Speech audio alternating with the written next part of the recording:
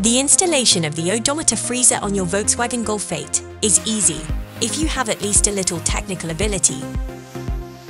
To install it, you need to remove the plastic panel around the speedometer.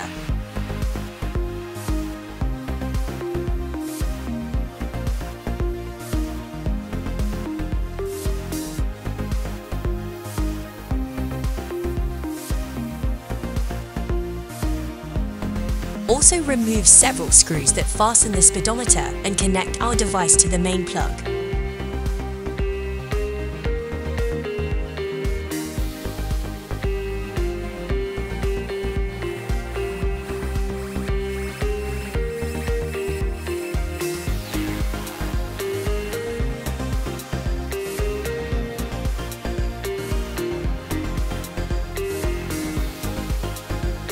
After installing the odometer blocker, you need to activate it. There are two options for this: to activate manually by pressing the OK button on the steering wheel for 10 seconds, or with an app that you can download to your smartphone and control the odometer freezer from your phone. The blocker has 4 modes. Mode 1. The kilometers are stopped at 100%. Mode 2.